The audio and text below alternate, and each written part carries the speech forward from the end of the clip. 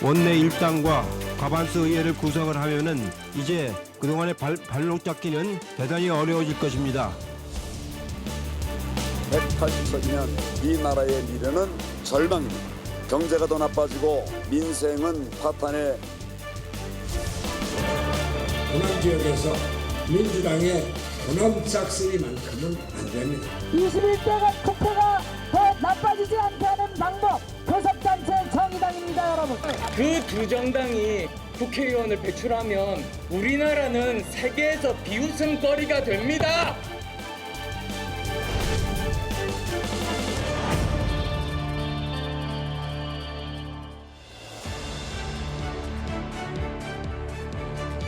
사.15 총선 특집 전용우의 뉴스 온 시작하겠습니다.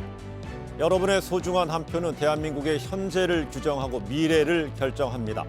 오늘 뉴스 온은 코로나19 전국 속에서 표심의 향방을 전국 주요 투표소를 시시각각 연결해서 상세히 전하겠습니다. 전문가들과 이번 총선의 특징과 관전 포인트, 선거 결과에 따른 각 당의 시나리오도 진단하겠습니다. 그럼 먼저 중앙선거관리위원회 연결해서 이 시각 투표 상황 등 알아보겠습니다. 송우영 기자가 중앙선거관리위원회에 나가 있습니다. 송 기자, 먼저 지금의 투표율이 얼마나 나왔는지 집계가 됐습니까? 예, 전국의 투표율 오후 2시 현재 50.3%입니다. 선관위는 실시간 투표율을 계속해서 업데이트하고 있고요. 1시간 단위로 투표율을 확정해서 발표하고 있습니다. 오후 2시 기준으로 확정된 투표율은 잠시 후면 나올 예정입니다. 관심사는 지난 선거와 비교하면 투표율이 얼마나 높으냐 혹은 얼마나 낮으냐인데요. 4년 전인 지난 국회의원 선거 때와 비교를 해보면요. 오후 1시 기준으로 지난 선거가 37.9%, 오늘 선거는 49.7%입니다. 이번 선거가 11.8%포인트 높은 상황입니다. 네, 지난 선거보다 지금 높은 상황이군요. 그런데 이 오후 1시부터 투표율이 확 올라갔는데 이게 사전 투표율이 반영돼서 그런 겁니까? 맞습니다. 선관위는 오후 1시 투표율 발표부터 지난 사전 선거 결과 등을 합산해서 발표를 하고 있습니다. 그래서 오후 1시 투표율부터 확 올라갔습니다. 네, 투표율이 가장 높은 곳이 전남이라면서요. 몇 %입니까? 네, 확정된 오후 1시 투표율 기준으로 전남이 가장 높습니다. 55.7%입니다. 서울은 50.2%, 경기는 47.2%의 투표율을 보이고 있습니다. 지금까지 중앙선거관리위원회에서 JTBC 송우영입니다.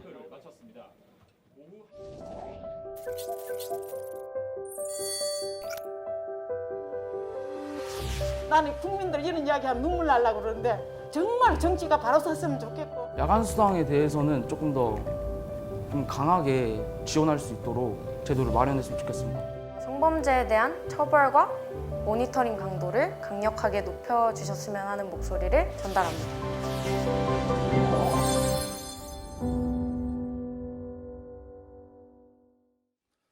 네, 이번에는 전국 상황 알아보겠습니다. 저희 JTBC 기자들이 서울과 부산, 광주 지역 주요 투표소에 나가서 지금 실시간 투표 상황을 취재하고 있는데요. 먼저 이 서울 홍제동 투표소에 나가 있는 취재 기자 연결해 보겠습니다. 백민경 기자, 서울 지역 투표율 좀 나왔습니까? 네, 지금 막 최신 통계가 들어왔는데요. 네. 오후 2시 기준으로 서울시 전체 투표율은 53.8%입니다. 제가 나와 있는 이 서대문구 홍제동 제3투표소에서도 지금까지 약 600여 명 정도가 투표에 나섰습니다. 현재 서울에서 가장 투표율이 높은 곳은 양당의 대권 주자로 꼽히는 이낙연, 황교안 후보가 맞붙는 종로구이고 가장 낮은 곳은 금천구입니다. 네, 마스크를 낀 시민들이 체온을 측정하고 이 손 소독하고 이 장갑을 낀 채 투표를 하고 있는 거죠? 네, 그렇습니다. 중앙선관위가 마련한 방역 조치에 따라서 이런 조치를 하지 않으면 아예 기표소에 들어올 수 없습니다. 이 과정에서 비접촉식으로 체온을 재고 있는데 체온이 37.5도를 넘게 되면 밖에 설치된 또 다른 임시 투표소에서 투표를 하게 됩니다. 제가 나와 있는 이곳에선 아직까지 임시 투표소에서 투표를 진행한 사람은 없었습니다. 네, 이렇게 방역을 하면서 투표를 하는 건 처음인데 시민들이 불편을 겪는 일 없었습니까? 네, 아무래도 비닐 장갑을 낀 채로 투표를 하고 또 투표지를 접어야 하다 보니 약간 어렵다는 얘기도 나오는데요. 대부분은 감염을 위해서 충분히 협조하겠다는 반응입니다. 다만 몇몇 투표장에서는 소동이 벌어지기도 했습니다. 성북구 종암동 주민센터에서 마련된 투표소에선 술에 취해 투표장을 잘못 찾은 60대 남성이 제지를 당하자 고성을 지르다 현행범으로 체포되는 일도 있었습니다. 지금까지 서울 홍제동 투표소에서 JTBC 백민경입니다. 네, 이번에는 부산으로 가보겠습니다. 이 낙동강 벨트로 불리면서 격전지로 꼽히고 있는 곳이죠. 각종 여론조사에서 18곳 가운데서 10곳 이상이 이 부산에선 접전 양상이었습니다. 이 부산 진구 투표소에 나가 있는 구석찬 기자 좀 연결해 보겠습니다. 네, 구 기자 먼저 투표 상황부터 살펴볼까요? 네, 저는 부산 진구 부전초등학교에 마련된 투표소에 나와 있습니다. 투표 시작 8시간이 넘은 지금까지 별다른 사고 없이 투표는 순조롭게 진행되고 있습니다. 유권자들 모두 마스크와 비닐장갑을 끼는 등 코로나 예방에도 적극 협조하는 모습입니다. 낮 1시까지 부산의 투표율은 사전 투표율을 합친 결과 49.7%로 지난 20대 총선 동시간대보다 15.4%포인트 높습니다. 지난 20대 부산의 투표율은 55.4%, 사전 투표율은 9.8%였습니다. 네, 부산 지역 여야의 판세 전망은 어떻습니까? 네, 부산의 의석수는 모두 18석입니다. 현재는 민주당이 6석, 통합당이 12석입니다. 민주당은 이번 선거에서 현재 의석보다 많은 8석에서 최대 10석을 바라보고 있습니다.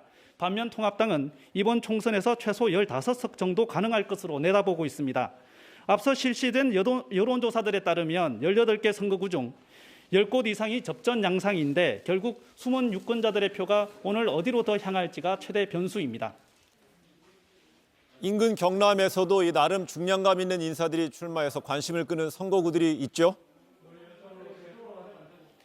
네, 먼저 문재인 대통령의 사저가 있는 곳이죠. 경남 양산을의 경우 과거 경남지사를 지낸 바 있는 민주당 김두관 후보와 8년간 양산시장을 지낸 통합당 나동연 후보가 접전을 펼치고 있습니다. 산청, 함양, 거창 합천해선 역시 과거 경남지사를 지낸 무소속 김태호 후보가 재선을 노리는 통합당 강석진 후보랑 경합하고 있습니다. 김해을에선 봉하마을 지킴이 민주당 김정호 후보와 제야운동가 통합당 장기표 후보가 박빙 승부 중입니다. 지금까지 부산 부전초등학교 투표소에서 JTBC 구석찬입니다. 네, 이번에는 광주 전남으로 가보겠습니다. 이 광주 전남은 더불어민주당의 전통적 지지 기반이죠. 이 지난 총선에서는 이 국민의당 돌풍이 거셌던 만큼 이번에 선거 결과가 주목됩니다. 특히나 지난주 사전투표 열기가 가장 뜨거웠기 때문에 더 눈길을 끌죠. 이 광주 서구을 투표소에 나가 있는 취재 기자 연결하겠습니다. 정진명 기자, 투표 진행은 순조롭게 진행되고 있습니까? 네, 이곳 투표소에는 아침부터 유권자들의 발길이 꾸준히 이어지고 있습니다. 줄을 길게 서기도 했는데요. 가족 단위 유권자는 물론 생애 첫 투표를 하는 새내기 유권자의 모습도 많이 볼 수 있었습니다. 코로나19 여파로 유권자들은 마스크를 쓰고 투표소를 찾고 있습니다. 주변 사람들과 1m 이상 거리를 두고 줄을 서는 등 방역 수칙도 잘 지키고 있습니다. 투표는 광주 전남 전역에 마련된 1233곳의 투표소에서 순조롭게 진행되고 있습니다. 오후 1시부터 사전투표가 더해지면서 조금 전까지 광주의 투표율은 54.8%, 전남은 58.1%를 기록하고 있습니다. 네, 이번 선거에서 관심 있게 볼 부분 뭘까요? 네, 광주와 전남에서는 이번 선거에서 18명의 지역구 국회의원을 뽑게 됩니다. 지난 20대 총선에서는 국민의당이 18석 가운데 16석을 차지하고 민주당은 단 한 석만을 얻는 데 그쳤는데요.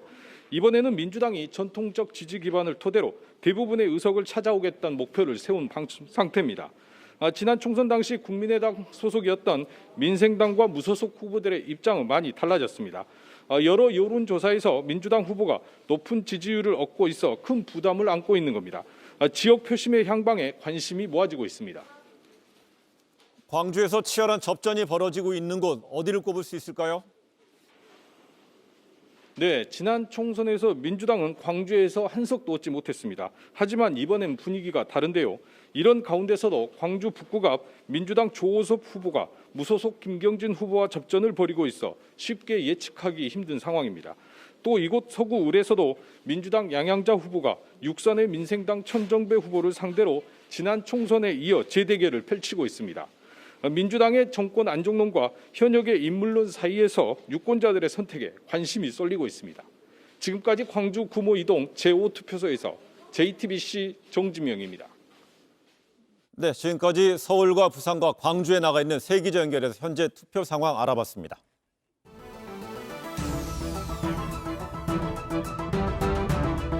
(2020) 우리의 선택 물음표를 던지다 박상욱입니다. 백다현입니다. 제21대 국회의원 선거 투표 현황 함께 확인하겠습니다. 이 시각 전국 투표율입니다. 오후 2시 기준 53%입니다. 네, 이어서 시간대별 투표율 살펴보도록 하겠습니다. 오전 6시 투표가 시작한 이후 꾸준히 상승을 하다가 오후 1시에 사전 투표율이 합산이 되면서 큰 폭으로 투표율이 높아진 모습을 확인할 수 있습니다.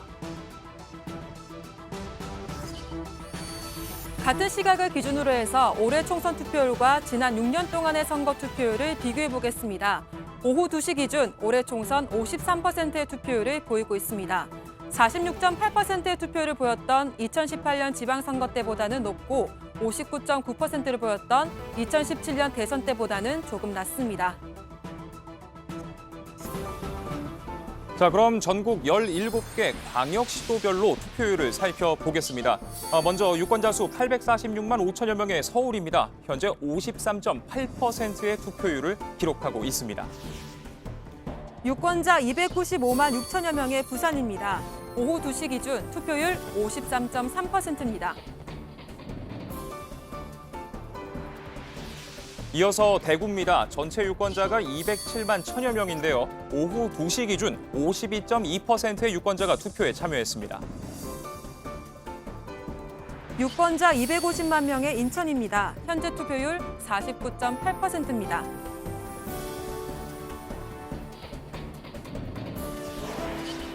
유권자 120만 8천여 명의 광주입니다. 오후 2시 기준 투표율 54.8%입니다. 유권자 123만 7천여 명의 대전입니다. 현재 투표율 53.1%입니다.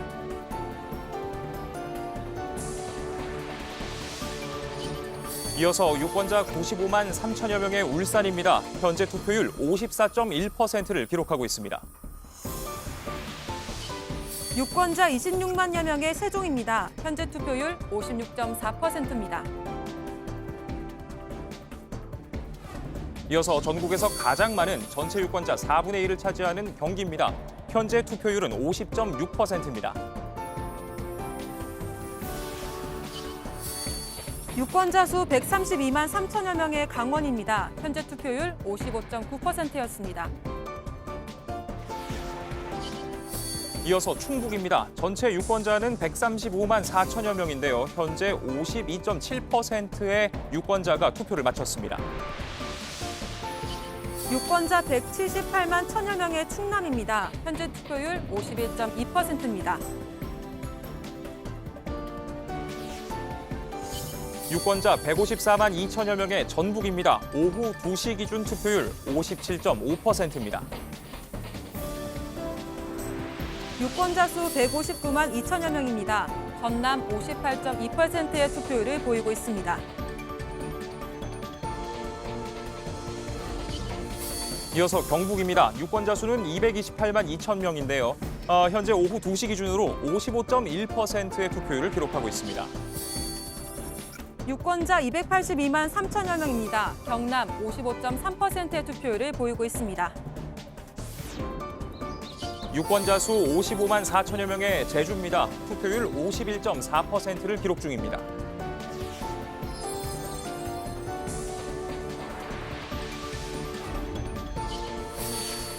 오후 2시 기준 전국 투표율 53%를 보이고 있습니다.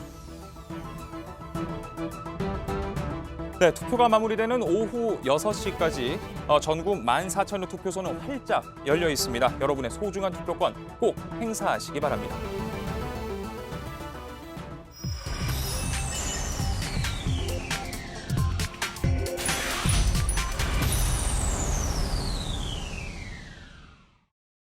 네, 지금 스튜디오에 윤태곤 더모아 정치분석실장, 최진봉 성공회대 교수, 전지현 변호사 나와 있습니다. 세 분 어서 오세요. 안녕하세요. 네, 조금 전에 좀 보도해드린 대로 현재 오전부터 투표율이 좀 높게 나오고 있습니다. 이 상황 좀 어떻게 봐야 될까요, 윤 실장님? 일단 투표 행위 자체에 대한 재고가 있는 것 같아요. 네. 그러니까 우리가 보면 2014년 정도부터 투표율이 올라가는 추세거든요. 네. 거기다가 이번에 지금 오후 1시부터 보면은 사전 투표율을 합산해 가지고 보고 있습니다. 네. 이렇게 되면 지금 현재 시간대로는 지난 총선에 비해서 한 10% 이상 높은 거거든요. 네. 제 생각에는 이번 뭐 다른 전문가들도 그렇게 생각합니다만은 사전 투표가 워낙 많았기 때문에 네. 본 투표는 조금 빠지는 게 정상적이다라고 보고 있습니다. 그래서 네. 한 오후 3시, 4시 이렇게 넘어가면은 그 시간대 투표율은 지난 총선 때보다 낮아야지 이게 예측대로인데 만약에 그게 빠지지 않는다면 네. 좀 보통 이 전문가들이 생각하는 거 이상의 투표율이 나오는 거죠. 앞자리를 7자리를 찍는다면 그건 거의 대선 때나 나오는 투표율이거든요.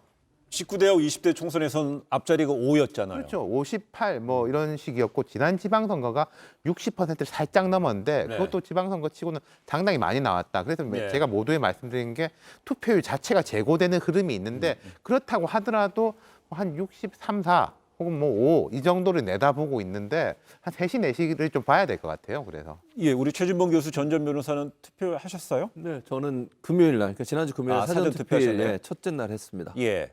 그렇다면 전 전 변호사는? 예, 저는 11일 날 했었는데 이게 제가 사는 지역구가 아닌 다른 지역구에 가서 투표를 했거든요. 네. 주민센터 찾아서 그랬더니 이게 투표 용지 자체가 다르기 때문에 줄을 다른 줄에 세우게 해가지고는 그렇게 뭐 오랫동안 기다리지 않고 비교적 저는 빨리 끝냈습니다. 네, 그렇다면 이 투표선보다 이제 앞뒤 이제 그 선거인 이제 간격을 띄우잖아요. 네. 그렇기 때문에 혹시 오후 6시에 이 투표가 종료된다 하더라도 오후 6시 이후라도 6시 줄 서시면은 계속 할 수 투표할 있잖아요. 있습니다. 예. 네, 그런 측면이기 때문에 좀 어떻게 될지가 좀 궁금한데 특히 이번에 궁금했던 자가격리자들 투표 상황에 대해서는 원래 뭐 5만 명, 6만 명 된다고 그랬었잖아요. 실제 투표 의향 밝히고 선관위가 좀 파악한 바는 어떻습니까? 그 의향을 13일, 14일 동안에 물었거든요. 네. 그래서 이제 신청을 받았는데 자가격리된 사람은 총 5만 9천여 명 정도인데 투표 의향을 밝힌 사람은 20%를 조금 넘는 1만 5천여 명 정도였습니다. 예. 이분들 같은 경우에는 이제 오늘 5시 20분 지나가지고는 일단 임시적으로 자가격리가 해제가 되는 거죠.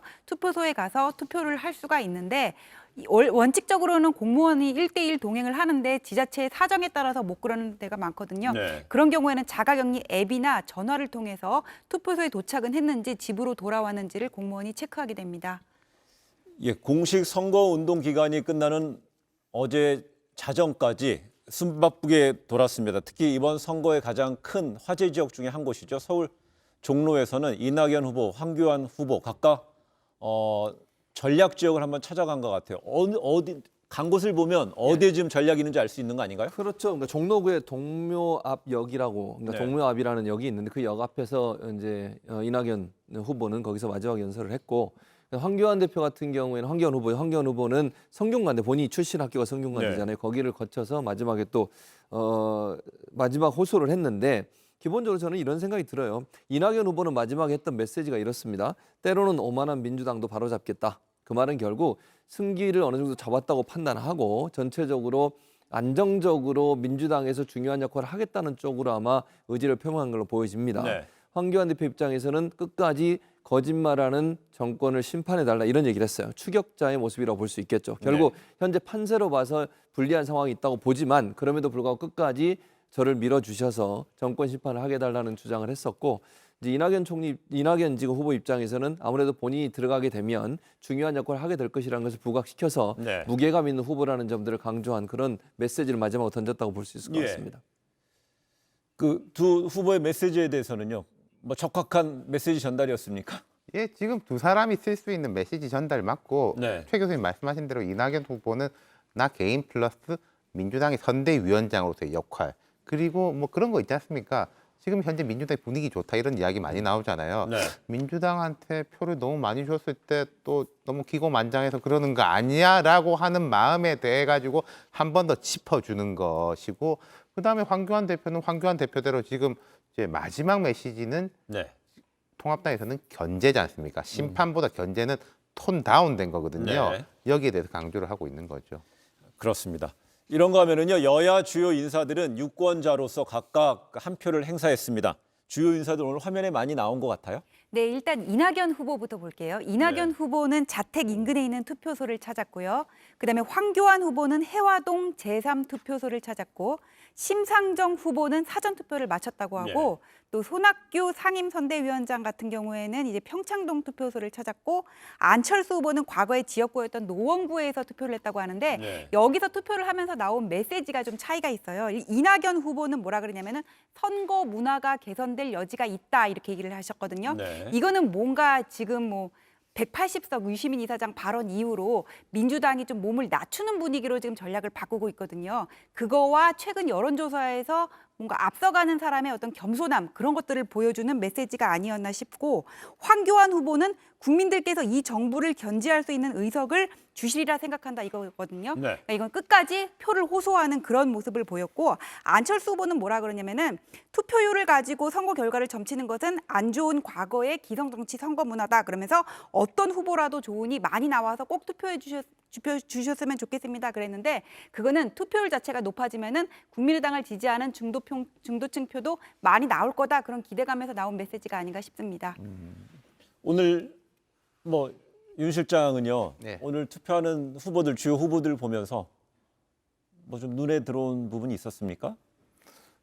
지쳐 보여요. 그러니까 원래 이제 지칩니다. 어제 밤 12시 이렇게 되면은 맥이 탁 풀리거든요, 사실. 그래서 잠도 아마 잘 안 왔을 거예요, 주요 후보들 같은 경우에. 제가 이제 후보들한테 이제 뭐 조언이라든지 이런 거 할 때는 아침에 일찍 투표하고 좀 오후 동안은 이제 좀 쉬고 저녁부터 다시 나오라 그런 이야기를 하는데, 좀 유리하다고 생각되는 분들은 선거 이후를 생각하겠죠. 내일 모레부터는 뭐 어떻게 해야 되고 각 당들이 지금 전당대회 국면으로 곧 접어들게 되거든요.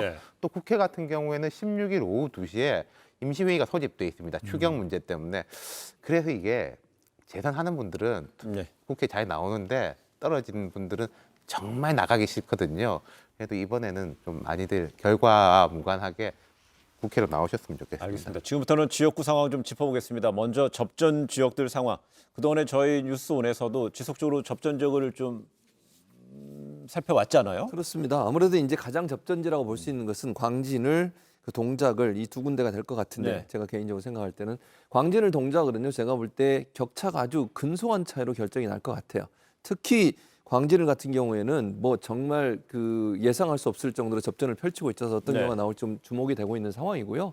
그리고 지금 이제 동작을 같은 경우도 그 지금 현재 엎치락뒤치락해서 여론조사 결과가 너무 다르게 나온 부분이 있어서 누가 이길 수 있냐 이런 부분을 섣불리 예단할 수 없는 상황이다. 이 두 지역이 갖고 있는 특징은 또 다른 특징이 하나 있습니다. 그게 뭐냐면 고민정, 이수진 이 두 분들 같은 경우는 이제 처음으로 신인이라고 얘기하는 정치 신인들이잖아요.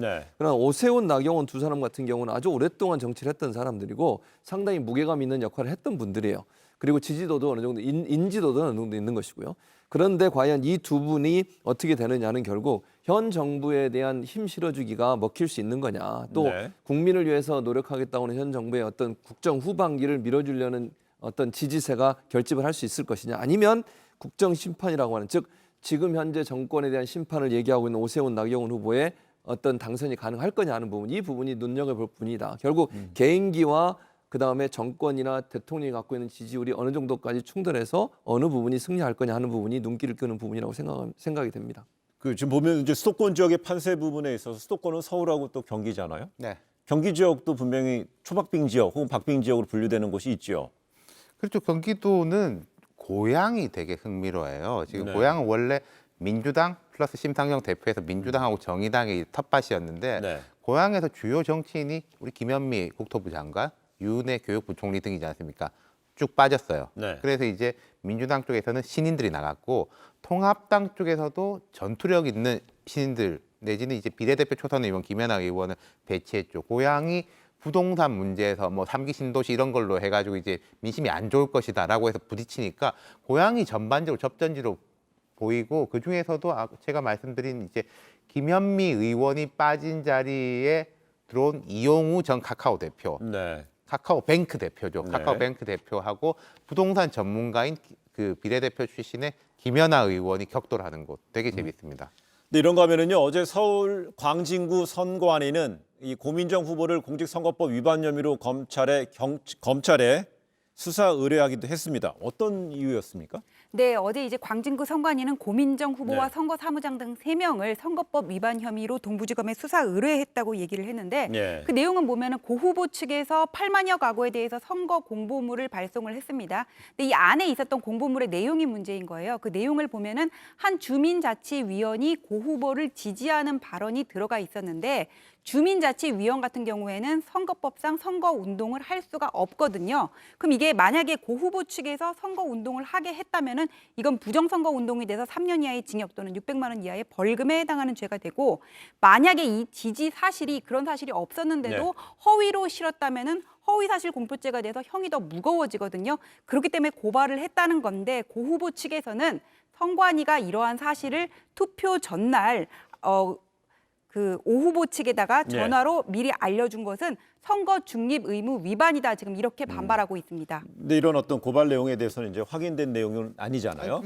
고발 내용은 확인됐죠. 공보물에 지금 변호사님 설명하신 대로 그 사람의 그게 들어 있습니다. 그리고 그분은 선거 운동을 할 수 없는 사람인 것도 팩트입니다. 근데 지금 이게 약간 논란거리가 그분이 난 이런 거 동의한 적 없다, 있다 여기에 대해서는 좀 다툼의 소지가 있는 것 같고 고 후보 측이 이제 선관위에서 왜 오 후보 측에 알려줬냐 이런 경우에는요 통상 상대 측의 신고로 시작되는 경우가 많아요. 선관위에다가 아니 저쪽에서 이런 문제가 있다, 빨리 이거 조사해달라라고 하면은 선관위에서는 그 조사를 하면은 사실 상대 쪽에다가 전달을 해주긴 하죠. 그래, 알겠습니다. 네, 전국적인 이제 판세 상황 좀 알아볼 텐데 우선 지역적으로 저희가 지금 수도권을 알아봤고 이번에 영호남 상황을 좀 볼 텐데 그 영호남에서 아무래도 주목되는 중량감이 있는 인물들이 제법 있습니다. 그렇습니다. 가장 눈에 띄는 분 중에 김부겸 후보죠. 사실 김부겸 후보는 잘 아시는 것처럼 5선에 지금 도전을 하고 있습니다. 3번은 경기도 지역에서 의원을 했었고요. 그리고 나서 2번을 대구 지역에서 거듭 출마를 했는데 2번 다 낙선을 했어요. 한 번은 총선에서 낙선을 했고 그다음에는 그 대구시장에 또 도전을 했는데 낙선을 했습니다. 그럼에도 불구하고 3번째 도전에서 결국 국회의원이 됐죠. 지난번 총선에서. 그리고 이번째 이제 대구에서 2번째 도전을 하고 이번에 당선되면 다 5선이 되는 건데 그 김부겸 후보 같은 경우는 선거운동 기간에 무슨 얘기를 했냐면 대구 대통령론을 내세웠습니다. 즉 본인을 대구에서 다시 당선시켜 주시면 대권에 도전하겠다. 그래서 무게감 있는 사람이고 본인이 민주당이지만 대구를 대표해서 대선에 도전해서 뭔가 큰 정치를 하고 싶다라는 의지를 밝히면서 지지세를 끌고 있는데 이 문제가 어느 정도까지 먹힐 수 있냐 하는 부분이 키포인트가 될 걸로 보여집니다. 주호영 후보는 옆 지역구에서 지금 옮긴 거 아닙니까? 수성을이 원래 지역구인데 수성갑으로 옮겨서 지금 대결을 하고 있는데 여기도 접전을 펼치고 있어요. 어느 후보가 당선될지 지금으로서는 알 수 없는 상황이라고 볼 수 있고 또 하나 이제 그 전남 목포 같은 경우도 사실은 상당히 눈길을 끕니다. 박지원 의원 잘 아시는 것처럼 정치 구단이라고 하는데 지금 여론조사 결과만 놓고 보면 지금까지 깜깜이 때는 모르겠습니다만 그전 여론조사는 상당히 좀 어려운 밀리는 것으로 비춰지는 부분이 있어요. 결과는 아무도 모릅니다만 그렇다고 하면 과연 이번에는 오랫동안 그 지역구에서 김대중 전 대통령의 어떤 지지세를 힘입어서 계속 당선이 됐었는데 과연 이번에도 돌아올 수 있을까? 아니면 민주당의 바람이 결국 박지원 지금 후보를 주저앉힐 것이냐 하는 부분도 관심 대상이 된다고 볼 수 있습니다. 네, 이외에 또 보면은 고소고발전이 지금 이루어지고 있는 지역도 좀 눈길이 끌어요. 네, 이제 고소고발전이 이루어지고 있는 지역은 일단 부산 진갑인데 김영춘 후보 측에서 서병수 후보 측에서 김영춘 후보를 공직선거법상 허위사실 공표행위로 고발을 했고요. 그 내용은 지난 10일 날 SNS에 김영춘 후보 측이 방송 토론이 서병수 후보의 거부로 계속 무산되고 있다 이런 글을 올렸는데 허위사실이다 이렇게 주장하는 게 지금 서병수 후보 측의 입장이고요. 그다음에 부산 남을은 박재호 후보와 이현주 후보가 지금 박빙의 승부를 펼치고 있는 지역인데 여기는 지난 12일에 이현주 후보의 남편과 민주당 박재호 후보의 여성 지지자 간의 몸싸움이 벌어져서 이 후보 측이 해당 여성을 경찰에 고발하는 일이 벌어졌습니다. 그러니까 그 후보자 측을 고발한 거는 아니니까 좀 구분은 되는 거고요. 그다음에 경남 양산을 여기가 이제 문재인 대통령의 사저가 있는 곳이죠. 여기서 이제 김두관 후보와 나동현 후보가 붙고 있는데 김두관 후보 측에서 나동현 후보가 청렴도 전국 2위 이렇게 내가 양산시장을 재임하면서 청렴도가 전국 최하위 기간이었는데 이 양산시가 전국 2위로 내가 재임하는 시절 이렇게 끌어올렸다. 이렇게 선거 공보물에 실은 거를 가지고 이거는 허위 사실이다 이렇게 고발을 했는데 보니까는 선관위가 보니까는 이거는 허위 사실은 아니라고 판단을 내렸어요. 하지만은 여기에 대해서 그 김두관 후보 측의 입장은 뭐냐면은 2011년에 68개 시 단위 중에서 2위를 한 적은 있다는 겁니다. 예. 이거는 인정을 해요. 하지만 그 이후에 청렴도가 다시 떨어져서 대부분 중하위권에 머물렀다면은 그냥 뭐 몇 번에 걸쳐서 뭐 계속 2위를 한 것도 아니고 한 번 그런 거 가지고는 이건 너무 과장해서 실은 거 아니냐, 허위 사실이라고 봐야 되는 거 아니냐, 지금 이렇게 주장을 하고 있습니다. 네, 외신들은요, 이렇게 오늘 진행되는 한국의 총선 상황에 대해서 코로나19의 한복판에서 처음 치러지는 선거라면서 이 코로나19가 미칠 영향에 대해서 상당히 주목하고 있는 것 같습니다. 그렇습니다. 미국의 그 타임즈 같은 경우 이렇게 보도를 했습니다. 한국 총선, 미국 대선 등 다른 나라 선거에 지침이 될 수도 있다, 이런 얘기를 했어요. 무슨 말이냐면 미국 대선이 지금 얼마 앞두지 않고 있는 상황입니다. 미국의 상황이 봤을 때 코로나가 미국 대선까지도 영향을 미칠 가능성이 있기 때문에 그 부분이 우리나라의 이 총선의 경험이 하나의 모델이 될 수도 있다, 이런 보도를 하고 있고, CNN도 한국은 선거를 치르고 다른 나라들은 선거를 미루고 있다, 이런 얘기를 하고 있어요. 그리고 가디언지, 영국의 가디언지도 한국이 코로나 바이러스 시대에 처음으로 총선을 치른다 라고 하는 보도를 했는데, 그만큼 전 세계가 코로나 사태에도 불구하고 총선을 치르고 있는 우리나라의 총선 이 상황을 눈여겨보고 있다. 네. 즉, 그 나라들이 연기했거나 아니면 얼마 있지 않으면 선거를 치러야 되는 나라들 입장에서 우리나라의 사례가 하나의 모델이 될 수 있기 때문에 아마 관심을 갖고 지켜보고 있는 것 같습니다. 네, 오늘 선거 상황에서 좀 전에 이제 해외에서 주목되는 이번 선거, 그런데 선거 막판에 고소고발전이 나오는 거, 이건 어떤 배경으로 봐야 될까요? 뭐 원래 그렇습니다. 예, 죄송하지만은 그러니까 마지막까지 최선을 다한다는 게 이런 거지 않습니까? 나의 득표율을 올리거나 남의 득표율을 낮추는 거 아니겠습니까? 선거운동은 법에도 그렇게 돼 있습니다. 당선이나 낙선을 위해서 노력하는 행위라고 돼 있거든요. 그렇기 때문에 남한테는 이렇게 발목을 잡으려고 하는 그 뭐 노력의 일환인 거죠. 근데 또 대부분은 선거 끝나고 나면은 고소고발이 취하가 되는 경우도 많고요. 보통 이긴 쪽이 취하를 많이 하죠. 알겠습니다. 오늘 앞서 투표율과 지금 주요 선거 지역에 대해서 한번 판세라든지 앞으로 향후 전망에 대해서 세 분과 이야기 나눠봤습니다. 고맙습니다. 예.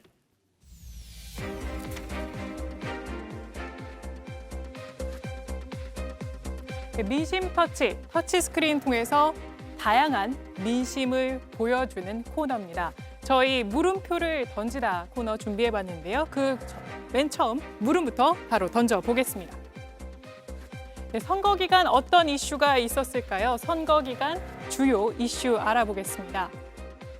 각 정당 지지율입니다. 리얼미터가 올해 초부터 선거 직전까지 지지율 기록한 건데요. 보시는 것처럼 가장 높은 지지율 지킨 건 더불어민주당이었습니다. 보수 야당도 보실까요? 올 초만 해도 자유한국당이었는데 2월 17일 세보수당과 합당하는 일이 발생했습니다. 좀 더 확대를 해서 영상으로 그 과정 지켜보시죠.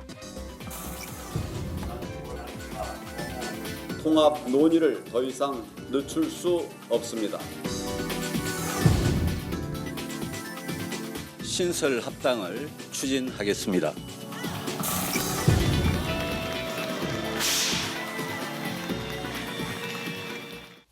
그런데 2주 후반에 또 다른 이슈가 발생했습니다. 바로 코로나19 대구 지역 집단 감염이 시작된 게 바로 이때였는데요. 정치권에서도 여파가 있었습니다. 영상으로 확인해 보시죠.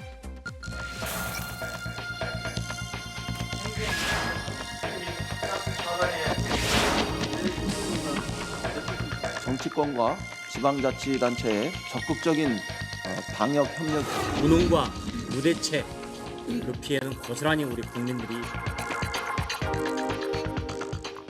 지지율에는 어떤 영향이 있었을까요? 보시는 것처럼 이후에 마스크 대란도 있었지만 한국 정부가 비교적 잘 대응하고 있다, 이런 평가가 해외에서 나오면서 민주당의 지지율 선거 직전까지 떨어지진 않았습니다. 반면 통합당은 이전 정부의 축적된 방역 매뉴얼 덕분이다, 또 경제 위기론 강조했지만 선거 전까지 보시는 것처럼 두 당의 격차를 좁히지는 못했습니다. 그렇다면 마지막 이슈 보죠. 3월 달에는 어떤 이슈 정치권에 있었을까요? 보시는 것처럼 여야 비례 위성정당 논란이 있었습니다. 앞서 미래통합당은 일찌감치 위성정당을 만든 바 있고요. 이에 대해서 민주당은 쓰레기 정당이라며 이를 비판했지만 똑같이 이 시점부터 논의를 시작했는데 그 과정 영상으로 살펴보시죠.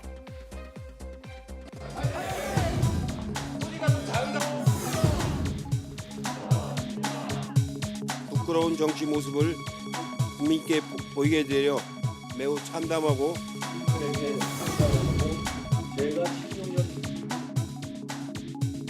이렇게 말도 많고 탈도 많았던 비례대표 위성정당 지지율은 어땠을까요? 보시는 것처럼 거대 양당의 위성정당들이 지지율도 상위권에 기록하는 걸로 나타났습니다.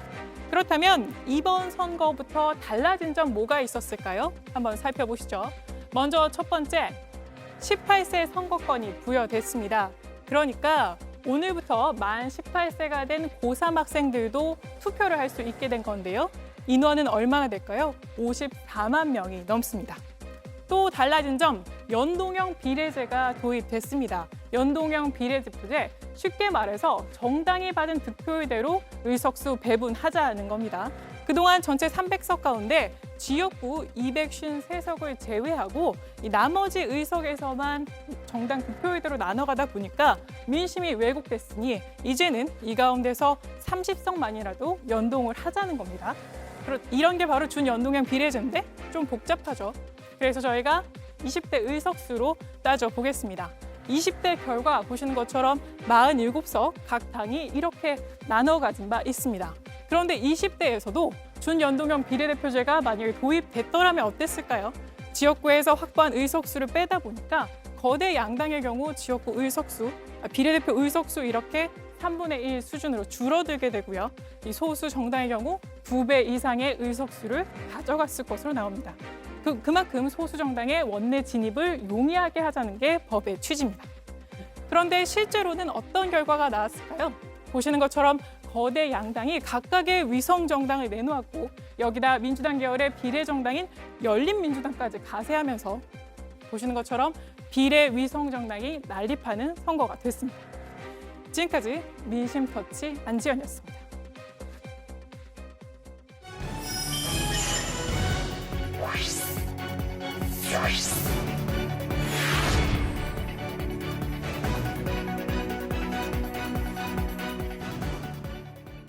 네, 지금부터 또 잠시 현장 상황 알아보겠습니다. 충청권으로 좀 가보겠습니다. 선거 때마다 예측이 특히 어려운 곳이기도 합니다. 이번 선거에서도 마찬가지입니다. 대전 투표소에 나가 있는 정영재 기자 연결해 보겠습니다. 정 기자, 대전 투표소에는 사람이 많이 있습니까?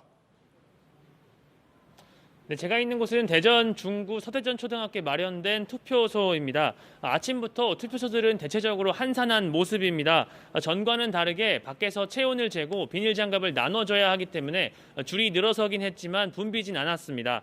역대 선거 기록을 보면 정오부터 오후 2시까지 많은 사람이 몰렸었는데요. 유권자들이 이 시간을 피해서 오다 보니 많이 분산된 것으로 보입니다. 선관위는 1m씩 떨어져서 순서를 기다릴 수 있도록 바닥에 스티커도 부착해 두었습니다. 대전은 사전 투표율이 그리 높지는 않았죠. 이 현재 투표율은 어떻게 집계됐습니까? 네, 오후 2시 기준으로 했을 때 집계된 투표율은 대전이 53.1%로 지금까지 65만 7천여 명이 투표를 마쳤습니다.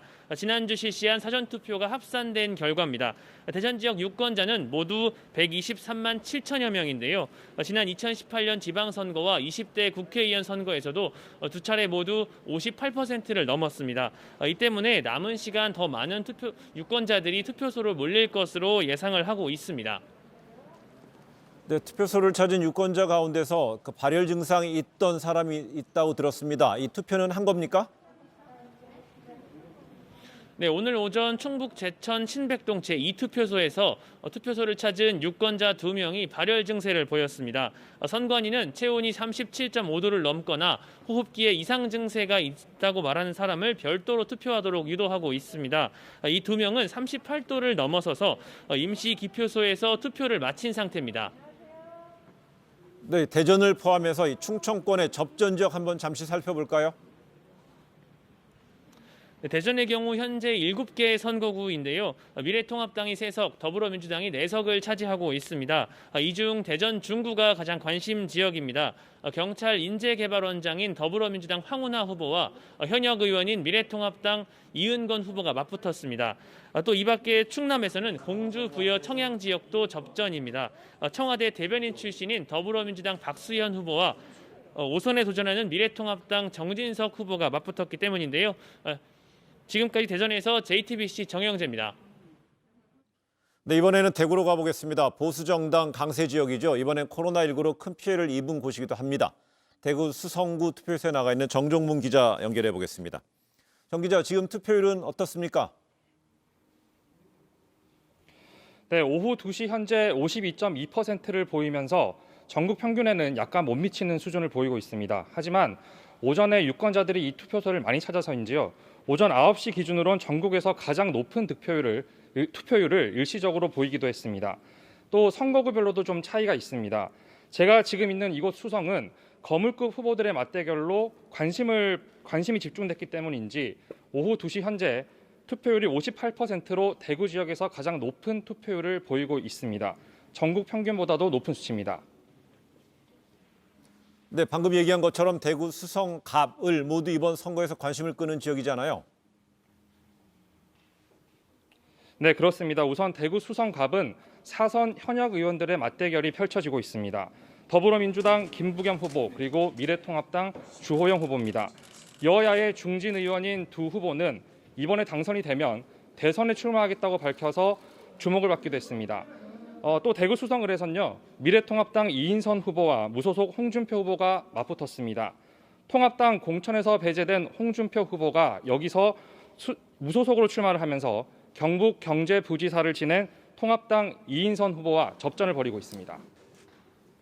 네, 그럼 코로나19 사태로 인해서 이 대구 표심에 어느 정도 영향을 줄 걸로 지금 분석이 되고 있습니까? 네, 미래통합당 후보들은 바로 이 지점을 파고들어서 문재인 대통령과 정부 여당의 실정을 비판하며 유권자들에게 표를 호소하고 있습니다. 반면 더불어민주당 후보들은 힘 있는 여당 후보야말로 이런 국가적 재난과 국난을 극복할 수 있다고 유권자들에게 도움을 청하고 있습니다. 대구 유권자들에게 둘 중 어느 쪽의 호소가 먹힐지는 대구 북을에서 3선에 도전을 하는 여당 홍일학 후보의 당락을 통해서도 가늠해 볼 수 있을 것 같습니다. 미래통합당에선 대구 행정부시장을 지낸 김승수 후보를 공천해서 맞대결을 펼치고 있습니다. 지금까지 대구 요구 투표소에서 JTBC 정종문입니다. 편집 없는 날선 토크의 진수 총선 특집 라이브 썰전 시간입니다. 김종배 시사평론가, 김영우 의원 나와 있습니다. 두 분 어서 오세요. 네. 네, 21대 총선 관통한 이슈 여러 가지가 있죠. 가장 큰 이슈, 조금 전에 이제 정종문 기자도 얘기했지만 코로나19이면 뭐 틀림이 없을 것 같은데요. 거의 절대적인 영향을 미쳤다고 봐야죠. 그 영향은 어느 정도로? 그러니까 보통 이제 선거를 뭔가 좌우하는 요소를 세 가지로 꼽습니다. 네. 구도, 이슈, 인물 이렇게 꼽는데 야권에서는 정권 심판 구도에서 총선을 치르기를 바랐지만 사실은 정권 심판이라고 하는 그 구도를 완전히 허물어뜨린 게 코로나 요인이라고 봐야 되고요. 네. 이슈는 사실은 구도가 어떻게 짜이느냐에 따라서 메인 이슈가 뭐가 되느냐라고 하는 것들이 제기가 되는 건데 야당 입장에서는 정권 심판이라는 구도 속에서 예를 들어서 뭐 조국이라든지 부동산이라든지 뭐 소득주도 성장이라든지 이런 어떤 이슈를 띄우고자 했으나 사실은 코로나19라고 하는 현안에 묻혀가지고 이슈, 파이팅이 되지를 않았던 것이고 네. 인물 같은 경우도 사실은 뭐 그 기술적으로 대면 선거운동 방식이나 이런 게 제한이 됐다라고 하는 점도 있지만 결국은 인물 같은 경우도 이 구도와 이슈하고 자기의 캐릭터가 얼마나 매치가 되느냐에 따라서 유권자에 대한 어필이 달라지는 건데 명함 내밀 여지가 별로 없었다 이렇게 봐야 되는 거고 이렇게 본다면 이번 선거는 한마디로 코로나 선거 이렇게 규정을 해도 뭐 과한 건 아닌 것 같습니다. 네. 그 코로나 사태, 코로나 상황 속에서 치러지는 선거임에는 틀림이 없죠. 저도 아침에 이제 지역에 가서 투표를 하고 왔어요. 뭐 체온계 재고 12년 만에 이제 투표용지에 제 이름이 없어졌더군요. 감회가 새로운데 예. 그럼에도 불구하고 코로나가 영향을 주긴 하지만 또 많은 유권자와 국민들은 이 코로나 사태 이후의 경제에 대해서 벌써부터 뭐 지금도 어렵습니다만은 그 경제에 대해서 역시 큰 그 우려들을 하시는 것 같아요. 그렇기 때문에 코로나 사태 이후에 지금의 문정권, 문정부의 그 경제적인 정책 기조가 변화 없이 계속 지속된다면 이거는 정말 대책이 없는 게 아니냐라는 우려도 있어요. 그래서 코로나 사태라는 것을 딱 독립해서 생각하기보다는 코로나에 얽힌 경제적인 여파에 대한 그거에 대한 또 우려, 또 야당 쪽에서는 말이죠. 그런 그 심리도 작용을 좀 하지 않겠나 하는 예측을 좀 해봅니다. 비유를 하면 이렇게 비유를 할 수 있을 것 같아요. 코로나라고 하는 게 지금 불이 났어요. 불이 났고 그래서 그 정부가 나서 갖고 진화 작업에 지금 전력을 투구하고 있습니다. 그러니까 정부는 뭐가 됩니까? 소방수가 되는 겁니다. 근데 지금 그 열심히 진화 작업을 하고 있는 소방수에게 뭐 그러니까 불을 잘 끄내 못 끄내라고 뒤에서 어떤 손가락질하면서 평가할 수는 없는 노릇이고요.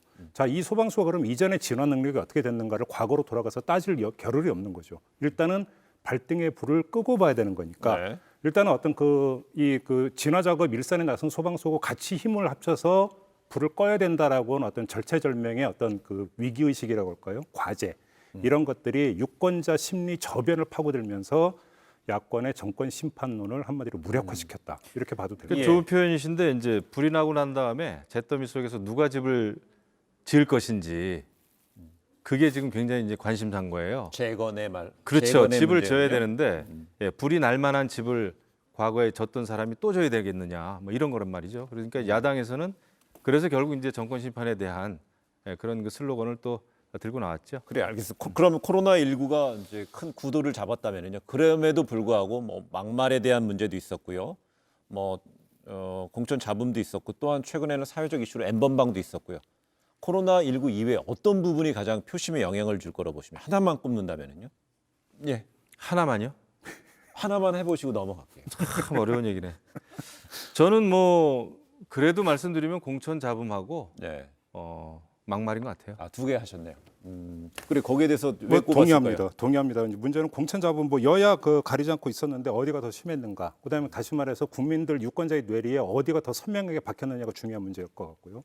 막말 같은 경우도 마찬가지죠. 근데 이게 어떤 의미를 갖고 있냐면 그 정당 입장에서는 단순히 악재다라고 하는 단순 어떤 산수 수준이 아니라 야당 입장에서는 정권 심판을 주장을 했으면 정권을 심판해야 된다라고 하는 어떤 그 부르짖는 사람으로서의 자격 요건을 평가하는 또 중요한 잣대가 되는 거예요. 네. 그러니까 야권이 정권 심판론을 주장을 하기 위해서는 야권의 당당함이 어떤 전제가 돼야 되는 것인데 오히려 지금 야권 같은 경우가 공천, 뭐 호떡집 공천이라고 하는 말로 뭐 대변되는 것처럼 공천 잡음이라든지 막말이라든지 이런 것들이 되면서 그러면 당신들은 뭘 잘했느냐라고 하는 이런 얘기에 그러니까 맞부닥치면은 정권 심판론이라고 하는 그 주창하는 사람들의 어떤 목소리, 톤은 떨어지게 돼 있는 거죠. 그러니까 한 가지 아쉬운 점이 있다면 그겁니다. 야당이 여러 가지 그 예를 들면은 공천에서 배제해야 될 그런 그 인물들에 대해서 후보군에 대해서는 배제는 잘 했는데 네. 결국 뒤늦게 터진 뭐 막말이라든지 이런 게 이제 또 다분히 또 여당이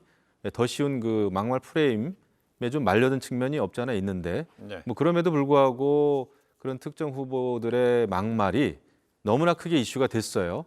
그런 것은 굉장히 좀 우리 유권자 입장에서 중요한 선거 이 투표를 하는 데 있어서 크게 작용해버린 거 아닙니까? 이런 면에서는 굉장히 좀 아쉬움이 있죠. 예, 그렇다면요. 조국 전 법무부 장관도 이번 총선의 이슈로 등장을 했습니다.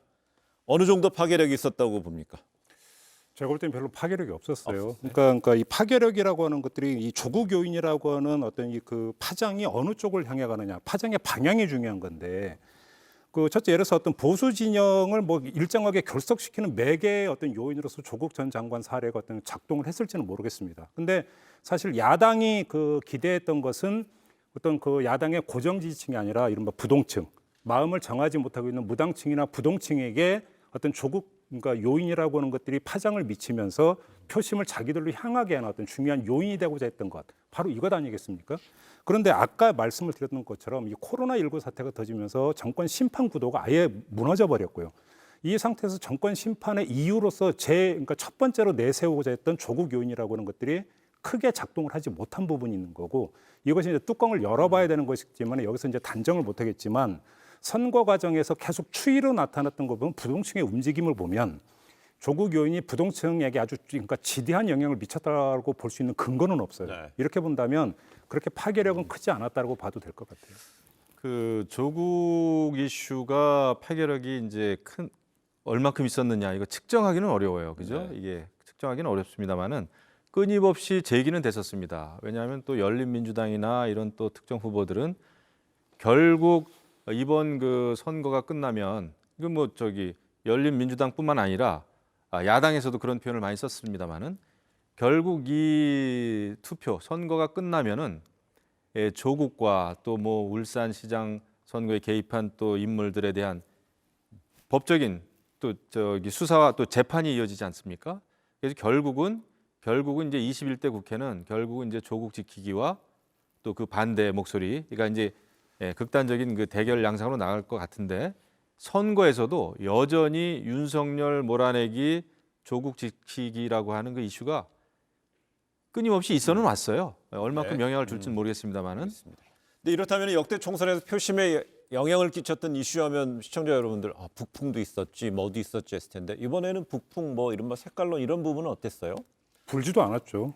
불지도 않았고 명함도 못 내밀었고, 그러니까 그런 점에서 볼 때 이번 선거에 뭐 이 북한발 요인이 작동할 가능성은 제로라고, 그러니까 저는 뭐 단언을 해도 무방하지 않을까 이런 생각이 좀 들고요. 선거 과정 내내 이른바 안보 의제라고 하는 것이 단 한 번이라도 내지 단 하루라도 선거의 주된 이슈로 부각이 된 적이 없었어요. 뭐 이 점에서 단적으로 드러난다고 생각을 합니다. 예. 그러니까 이제 북풍이 없었다. 그러니까 이게 선거에서 어떤 북풍을 활용하는 그런 측면이 없었다는 점에서는 굉장히 좋아진 건데 그렇죠. 그럼에도 불구하고 북한이 이제 미사일 방사포 실험을 계속하고 계속 그 굉장히 우리로서는 사실 중요한 일들이 벌어졌음에도 불구하고 북한의 그런 위기 의식이 없었다는 것은 굉장히 불행한 일이죠. 네, 그렇습니다. 특히 이번 총선 출마자 중에서는요, 총선 이후 정치 행보 그리고 또 관련해서 큰 그림을 그리고 있는 인물들이 분명히 있지요. 이 총선 결과에 따라서 이들의 향후 행보 어떻게 갈릴지 우리 두 분 주목되는 인물 제시해주고 왜 그런 것인가 한번 설명을 한번 해주시죠. 뭐 자타공이 두 명을 꼽으라면 이낙연 대 황교안, 네. 뭐 이 두 인물 빼고는 뭐 다른 인물을 이야기할 수가 없는 거죠. 그래서 네. 저도 개인적으로 참 궁금한데 종로 선거 결과가 어떻게 나오느냐, 누가 이기느냐도 중요하지만 어느 정도의 격차로 이기고 어느 정도의 격차로 지느냐가 제가 볼 때는 더 중요한 문제인 것 같아요. 네. 왜 그러냐면 사실은 황교안 대표가 고심 끝에 종로에 출마를 했지만 출마를 한다고 해서 쉽지가 않을 거다라고 하는 것은 뭐 여야공이 어떤 진단은 같지 않았습니까? 그런 상태에서 황교안 대표가 이제 후보로 종로에 이제 그러니까 도전장을 냈는데 문제는 그 황교안이라고 하는 인물 요인이 격차를 좁혀가면서 그래도 선전했다라고, 그러니까 만약에 이런 결과가 나온다라고 한다면 황교안이라고 하는 인물 경쟁력이 잠재력이 있구나. 그러니까 대권 후보로서 어떤 낙마될 게 아니라 오히려 키워야 되는 인물이다. 라고 하는 보수 진영에 있어서 공감대가 형성이 될 수 있어요. 지더라도 어느 정도 격차를 좁혀가면서 한다면. 근데 그게 아니라 선거 기간 내내 어떤 일관되게 나타난 어떤 상당한 어떤 그 격차가 그러니까 최종 득표율에서 그대로 드러난다면 사실은 황교안이라고 하는 개인의 인물 경쟁력도 별로 없다. 이게 이제 그대로 증명이 되는 거기 때문에 황교안 후보는 상당히 심각한 정치적 위기에 아마 빠질 가능성이 있다고 봐야 되는 거고요. 정반대로 이렇게 놓고 본다면 이낙연 후보 같은 경우는 여권 내에서 상당한 어떤 그 기반을 탄탄히 다진다 이렇게도 볼 수 있겠죠. 근데 만약에 말씀하시는 거 보면 지역구에 만약에 지역구에 종로 지역구에 샤이 보수라는 분들이 많다면 그러니까 어떻게 될까요? 말씀 들어보면은 이미 뭐 황교안 대표가 이제 선거 결과 다 까고 나서 이미 승리한 걸 전제로 말씀하시는 것처럼 황교안 대표가 승리한 여론조사 이낙연 후보가 승리한 것처럼 여론조사의 추이를 갖고 말씀하시는 것 같은데 굉장히 좀 위험한 발언이다 생각이 되고요. 선거 결과가 이제 나와 봐야 되겠죠. 근데 이제 역시 이낙연 후보와 황교안 후보 양쪽에 또 유력한 대통령 잠재 후보니까 그 결과가 중요하죠. 근데 제가 주목해서 보는 것은 선거 이후입니다. 그 당락을 떠나서 견제를 많이 받게 되겠죠. 뭐 이낙연 그 후보가 당선이 되든 황교안 대표가 당선이 되든 당내 견제가 이제 시작되고 또 호남 후보가 또 대권 주자가 돼야 되느냐 아니면 다른 지역 후보가 돼야 되느냐라는 또 이런 그 갈등이 있을 겁니다 앞으로.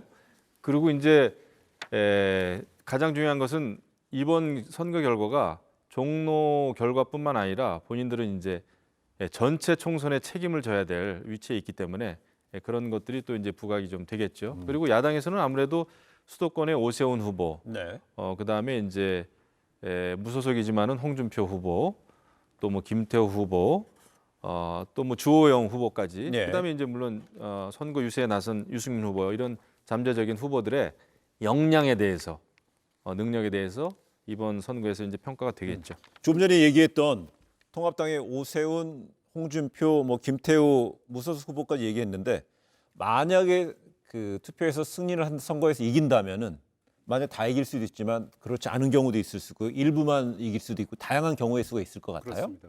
그 제가 볼 때는 이건 역학구도이기 때문에 한 인물 개별적으로 초점을 맞춰서는 답을 찾을 수가 없어요. 그러니까 그 야권을 갖고 얘기를 하면 제가 볼 때 황교안 후보는 상수예요. 황교안 후보가 어떤 선거 결과를 얻느냐가 상수고 이 상수에 따라서 나머지 인물들이 변수가 되는 거죠. 네. 그러니까 예를 들어서 황교안 후보가 뭐 이낙연 후보를 누르고 승리를 한다든지 아니면 제가 조금 전에 말씀드린 것처럼 패배를 하더라도 상당한 격차를 좁히면서 패배를 한다면 황교안 어떤 후보의 어떤 정치적 위상은 흔들리지 않을 수가 있어요. 네. 이렇게 된다면 잠재적인 대권 경쟁자들이 설령 살아서 여의도로 돌아온다 하더라도 어찌 보면 쉽지 않은 어떤 그 승부가 될 가능성이 있죠. 근데 반대로 황교안 후보가 이번 선거에서 치명타를 받으면서 사실은 뭐 대표직을 내려놓는 수준이 아니라 어떤 그 차기에 대해서 어떤 의구심이 보수 진영 안에서 광범위하게 퍼져간다면 여기서 살아 돌아온 다른 사람 같은 경우는 하나의 어떤 대체제 인물이 되는 거죠. 이렇게 되기 때문에 위상은 갑자기 수직 상승을 할 수 있는 거기 때문에 상수 황교안이라고 하는 상수가 어떻게 되느냐에 따라서 나머지 그 인물들을 그 역학구도로 이 차원에서 한번 좀 바라보는 게 맞지 않을까 싶은 생각이 좀 들어요. 100% 공감이 갑니다. 네. 그리고 이제 제 그 야당 입장에서 여당을 또 이제 바라보면 지금 단연 여당 입장에서는 이낙연 후보가 잠재적인 후보군 중에는 좀 발군의 지지력을 좀 지지율을 보여주고 있지 않습니까? 그래서 결국은 여당의 경우에는 이제 이낙연 후보 중심으로 그 대권 그 구도가 형성이 될 가능성이 커요. 네. 근데 그것이 안전하면서도 좀 위험하겠죠. 늘 그렇습니다. 우리 정치권에서 이렇게 보면은 그 압도적인 지지율을 받는 단 한 명의 후보가 있을 때 가장 흔들리기가 쉬워요. 그런 면에서는 또 눈여겨봐야 될 점들도 있다. 이낙연 후보 같은 경우는 이 이낙연 후보의 보폭과 입지는 선거 결과에 따라서 달라지는 거죠. 예를 들어서 만약에 민주당이 상당히 낙승을 한다면 당청 관계가 재편될 이유는 전혀 없어요. 네. 지금의 당청 관계가 그대로 가면서 이낙연 후보는 차기 대권 어떤 주자로서 어떤 자기 관리를 할 수 있는 여유를 가지면서 천천히 발걸음을 놓으면 되는데 만에 하나라도 이번 선거 결과에서 민주당이 뭐 패배를 한다든지 예를 들어서 네. 상당히 어떤 타격을 받는다라고 한다면 안에서 어떤 이야기가 나올 가능성이 있냐면 당청 관계의 재조정 이야기가 나오면서 문재인 대통령의 리더십 문제가 나올 수가 있는 거고요. 그러면 이낙연 후보는 어떤 처지에 빠지게 되냐면 지금 차기 어떤 그 여론조사 계속 1위를 달리고 있는 입장에서 차별화 요구에 휘말려 들어갈 수가 있어요. 여권 안에서. 자, 그러면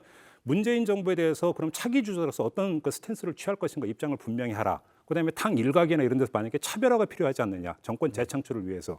만약에 이런 식으로 요구에 부닥치게 되면은 이낙연 후보도 상당히 어떤 초기에 정치적 경랑에 휘말려 들어갈 수가 있는 거거든요. 이런 점에서 놓고 본다면 이낙연 후보도 이번 선거에서 민주당이 뭐 압승까지는 안 간다 하더라도 낙승이 되는 것을 아마 바람하지 않을 것이다. 알겠습니다. 네. 그렇다면은요, 이 여야 총선 사령관을 했던 인물은 뭐 이해찬 대표, 김종인 이제 총괄 선대위원장인데 그 이 두 인물의 행보도 좀 눈길을 끌고요. 후보로 출마하지 않은 인물들 가운데 지원 유세에 나섰던 여야 인물들 있지 않습니까? 뭐 유승민 의원도 있고, 임종석 전 실장도 있고요.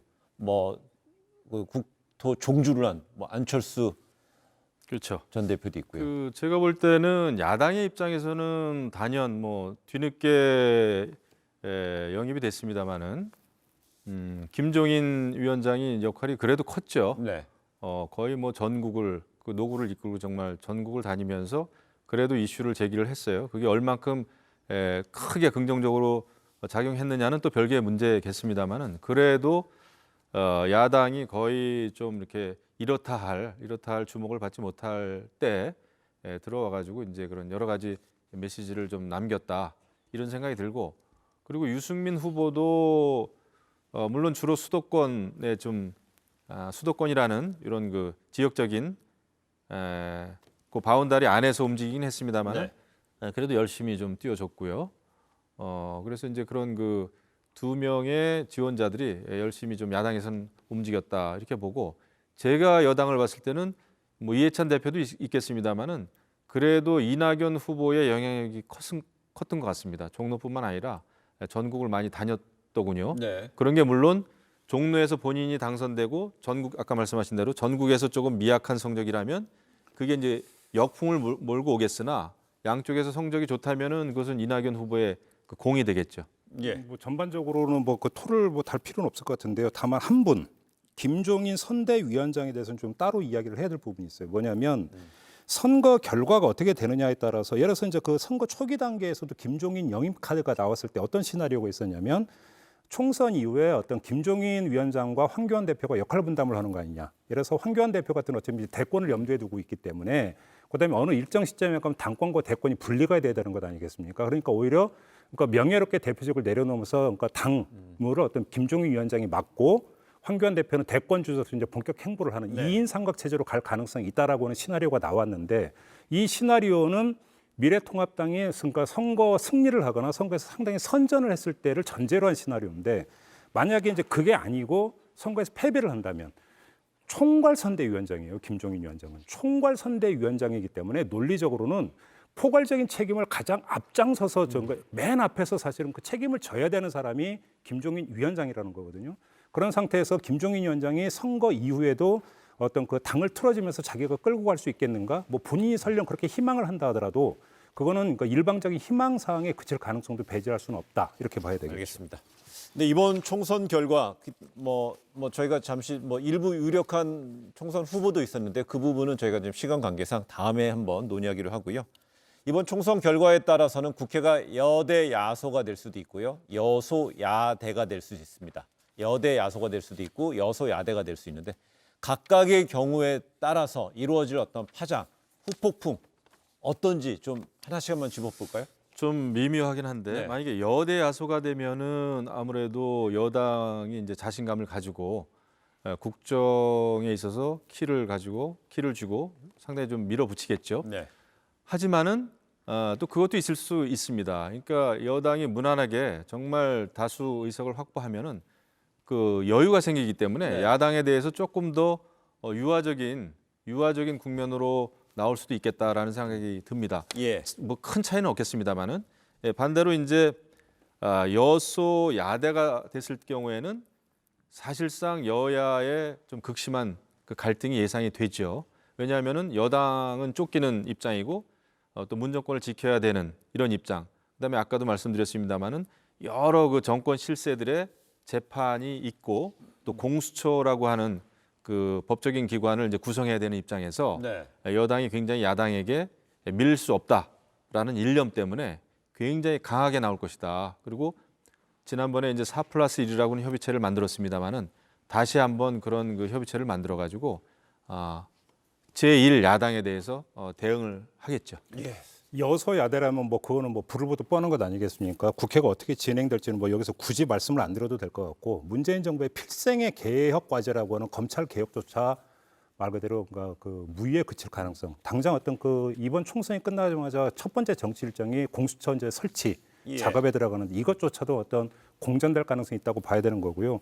여대 야소가 됐을 때 이거는 네. 사실은 좀 잘 봐야 되는 부분이 있어요. 뭐냐면 문재인 대통령의 입장이 아니라 민주당의 입장에서 본다면 자, 총선 이후에 민주당의 과제는 뭐겠습니까? 대선에서 승리를 해서 정권을 재창출하는 겁니다. 근데 여대 야소가 된다면 민주당이 주도에 들어가면서 개혁 과제를 탄탄히 어떤 그 수행을 하고 이것의 어떤 성과를 대선으로 연결지으면서 대선에서 다시 한번 이기는 카드를 당연히 그리게 되겠지만 네.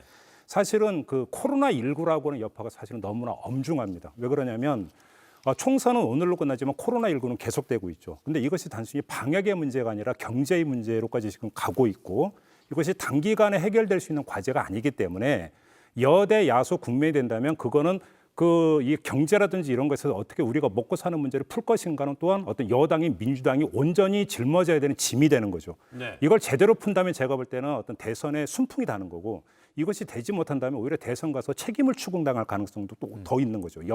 여대 야소가 된다면 민주당 입장에서는 야당의 어떤 반대 때문에 못했다 이런 얘기를 할 수가 없는 거니까 예. 그런 상태에서 시연되어 오를 수도 있다. 이 점도 함께 봐야 될 것 같습니다. 알겠습니다. 두 분이 각각 이제 의견을 냈는데요. 그렇다면 이번에 여소 야대가 되든 야대 여소가 되든요. 준연동형 비례대표제 두 가지의 경우에서 다 한번 뭐 개정이 추진될 수 있을까요? 이제 이게 바로 대선이란 말이죠. 근데 제 경험상 국회라고 하는 그 성격, 뭐 특징이라 그럴까요? 네. 발등에 불이 떨어져야 고치더라고요. 그 선거법이라고 하는 것은 특히 그렇습니다. 이게 게임의 룰이기 때문에 네. 그래서 이 준연동형 비례제가 가지고 있는 문제점은 우리가 다 같이 이번에 지금 다 온 국민이 다 겪었는데 그럼에도 불구하고 이것이 21대 국회가 개원하자마자 선거법을 논하지 않을 겁니다. 알겠습니다. 주로 경제 문제 매진하겠죠. 역시 삼선 의원의 이제 경험에서 나오는 말씀이 저도 상당 부분에 이제 공감을 합니다. 그러니까 이렇게 전개될 것이다라고 하는데 저도 비슷하게 생각하는데 그럼에도 불구하고 어떻게든 지금 방법을 찾아야 된다라고 하는 어떤 측면은 또 분명히 있거든요. 근데 이게 그렇게 간단한 문제는 아닐 것 같아요. 여러 갈래로 지금 이야기가 나오고 있죠. 뭐 그래서 석패율제를 도입을 하면 이런 비례 위성 정당을 막을 수 있다부터 여러 가지 이야기가 나오고 있는 건데 갈래가 여러 가지이기 때문에 또 아마 상당 기간 동안 정쟁이 계속될 가능성이 추진되더라도 상당한 진통이 시작될 거고 그 과정에 정쟁은 불가피할 것이다 이런 진단이었습니다. 네, 그럼 이 시각 투표율 상황 알아보겠습니다.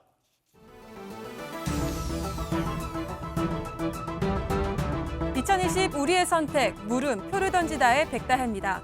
네, 박상욱입니다. 현재 시각이 오후 3시 5분을 막 지나고 있습니다. 이 시각 전국 투표 현황 살펴보도록 하겠습니다. 자, 17개 광역 시도별로 한번 살펴보겠습니다. 먼저 유권자 수 846만 5천여 명의 서울입니다. 오후 3시 기준 57.4%의 투표율을 기록하고 있습니다.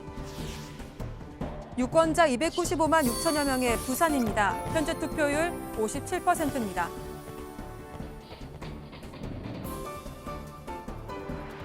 자, 이어서 대구입니다. 전체 유권자 207만 1천여 명의 대구인데요. 오후 3시 기준 투표율 56.2%를 기록하고 있습니다. 유권자 250만 명의 인천입니다. 현재 투표율 53.3%입니다. 자, 이어서 광주입니다. 유권자 120만 8천여 명인데요. 이 중 57.7%의 유권자가 투표를 마쳤습니다. 유권자 123만 7천여 명의 대전입니다. 오후 3시 기준 투표율 56.5%입니다. 자, 이어서 유권자 95만 3천여 명의 울산입니다. 오후 3시 기준 투표율 57.9%입니다. 유권자 26만여 명의 세종입니다. 현재 투표율 59.3%입니다.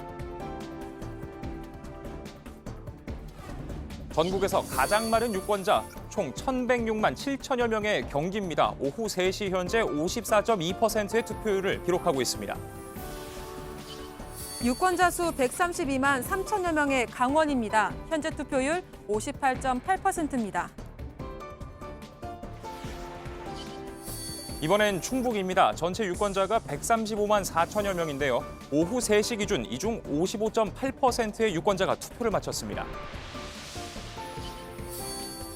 유권자 178만 1천여 명의 충남입니다. 54.3%의 투표율을 보이고 있습니다. 이번엔 유권자 154만 2천여 명의 전북입니다. 오후 3시 기준 투표율 60.1%입니다. 유권자 수 159만 2천여 명의 전남입니다. 오후 3시 기준 투표율 60.8%입니다. 이번엔 경북으로 가보겠습니다. 유권자 수가 228만 2천여 명인데요. 현재 58.4%의 유권자가 투표를 마쳤습니다. 유권자 282만 3천여 명입니다. 경남 58.5%의 투표율을 보이고 있습니다. 유권자 수 55만 4천여 명의 제주입니다. 현재 54.6%의 투표율을 기록하고 있습니다.